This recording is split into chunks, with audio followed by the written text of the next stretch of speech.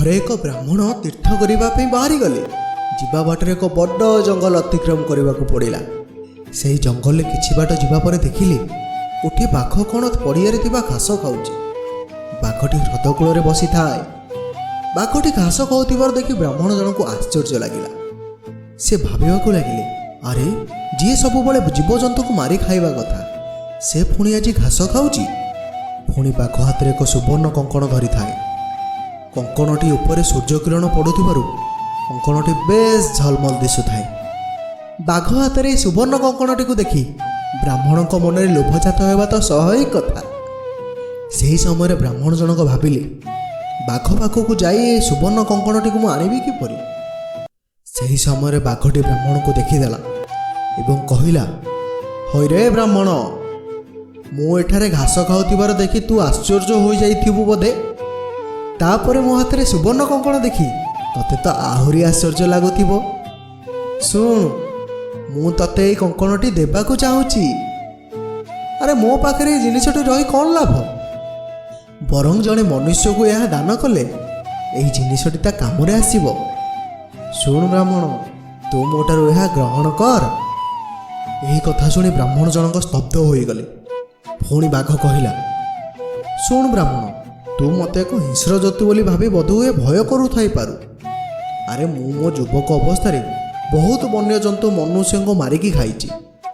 ଆରେ ସେହି ପାପ ପାଇଁ ପରା ମୁଁ ମୋ ପ୍ରାଣପ୍ରିୟା ପତ୍ନୀ ଆଉ ମୋ ପୁତ୍ରକୁ ହରାଇଲି।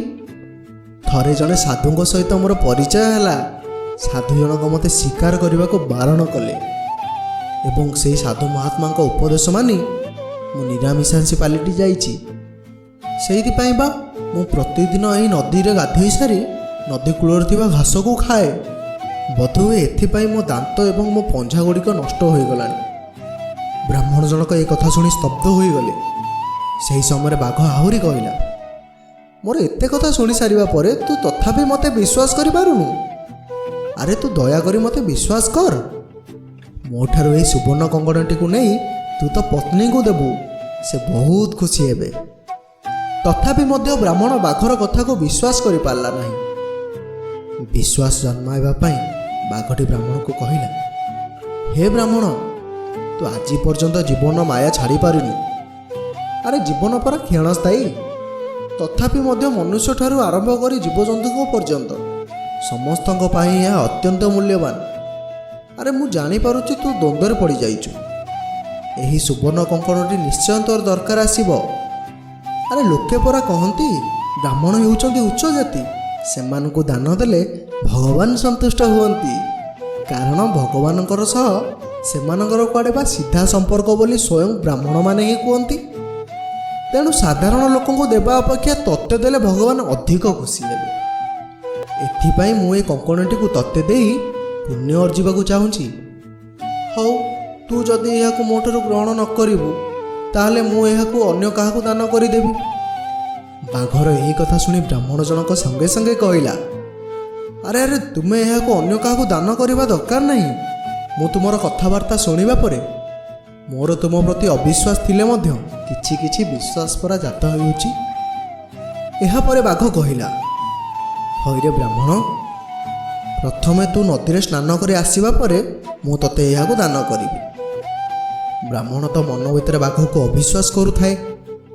ସେ ଚିନ୍ତା କଲା, ବୁଢ଼ା ବାଘଟି ତ ତାର କିଛି କ୍ଷତି କରିପାରିବ ନାହିଁ। ନଦୀରେ ବୁଡ଼ାଏ ମାରି ଆସିବା ପରେ ଦେଖିବା ସେ କ'ଣ କହୁଛି। ଏହା ଭାବି ସେ ସଙ୍ଗେ ସଙ୍ଗେ ନଦୀକୁ ଗାଧୋଇବା ପାଇଁ ଚାଲିଗଲା ଏବଂ ଧୀରେ ଧୀରେ ନଦୀରେ ପ୍ରବେଶ କଲା। ମାତ୍ର ଇଏ କ'ଣ, ନଦୀରୁ ବୁଡ଼ଟିଏ ମାରି ଉଠିବା ପରେ ଦେହ ସାରା ପଙ୍କ କାଦୁଅ ବୋଳି ହୋଇଯାଇଛି। ଦେହ ଏତେ ଭାରି ହୋଇଯାଇଛି ଯେ ଗୋଡ଼ ଉଠାଇ ଚାଲିବା ମଧ୍ୟ କଷ୍ଟକର ହୋଇପଡ଼ୁଛି। ବାଘଟି ଏହି ସୁଯୋଗର ଅପେକ୍ଷାରେ ଥାଏ। ସେ ଯେମିତି ବ୍ରାହ୍ମଣର ଏପରି ଅବସ୍ଥାକୁ ଦେଖିଲା, ସଙ୍ଗେ ସଙ୍ଗେ ତା ଉପରକୁ ଝାମ୍ପ ମାରି ନଖ ଦାନ୍ତ ନଥାଇ ମଧ୍ୟ ତାକୁ ଖଣ୍ଡିଆ ଖବରା କରି ମାରିଦେଲା। ଏଣୁ କଥାରେ କୁହାଯାଇଛି, ବିଦ୍ୱାନ ପୁତ୍ର, ଶୃଙ୍ଖଳିତ ପତ୍ନୀ, ପ୍ରଜାମାନଙ୍କୁ ସୁଶାସନ ପ୍ରଦାନ କରୁଥିବା ରାଜା, କଥା କହିବା ପୂର୍ବରୁ ଚିନ୍ତା କରୁଥିବା ବ୍ୟକ୍ତି, ହଜମ ହେଉନଥିବା ଖାଦ୍ୟ ଏବଂ ଯେକୌଣସି କାର୍ଯ୍ୟ କରିବା ପୂର୍ବରୁ ଶତବାର ଚିନ୍ତା କରୁଥିବା ବ୍ୟକ୍ତି କଦାପି ବିପଦର ସମ୍ମୁଖୀନ ହୁଏ ନାହିଁ। ବ୍ରାହ୍ମଣଟି ଯଦି ଲୋଭର ବଶବର୍ତ୍ତୀ ନ ହୋଇ କିଛି ସମୟ ଚିନ୍ତା କରିଥାନ୍ତା ତାହେଲେ ତାକୁ ମୃତ୍ୟୁବରଣ କରିବାକୁ ପଡ଼ିନଥାନ୍ତା। କଥାରେ ଅଛି ଲୋଭରୁ ପାପ, ପାପରୁ ମୃତ୍ୟୁ। ଏଥିପାଇଁ ତ କୁହାଯାଇଛି କପଟି, ମିଛୁଆ, ଲାଞ୍ଚୁଆ, ଧୃତ, ଭଣ୍ଡ, ଲୋଭୀ ଏମାନେ ସର୍ବଦା ତ ପ୍ରଥମେ ସୁଖ ପାଆନ୍ତି କିନ୍ତୁ ପରେ ଦୁଃଖ ପାଇ ଜୀବନ ସାରା ପସ୍ତାନ୍ତି। କଥାଟିକୁ ନେଇକି ଆପଣଙ୍କ ମତ କ'ଣ କମେଣ୍ଟ ନିଶ୍ଚିତ କରିବେ। ଯଦି ଭିଡ଼ିଓଟି ଆପଣଙ୍କୁ ଭଲ ଲାଗିଛି ତାହେଲେ ଆପଣଙ୍କ ପ୍ରିୟଜନମାନଙ୍କୁ ସେୟାର କରିଦେବେ। ଆଉ ହଁ, ଏହିଭଳି ଭିଡ଼ିଓ ଦେଖିବା ପାଇଁ ଆମ ଚ୍ୟାନେଲକୁ ଫଲୋ କିମ୍ବା ସବସ୍କ୍ରାଇବ୍ କରିବାକୁ ଆଦୌ ଭୁଲିବେ ନାହିଁ।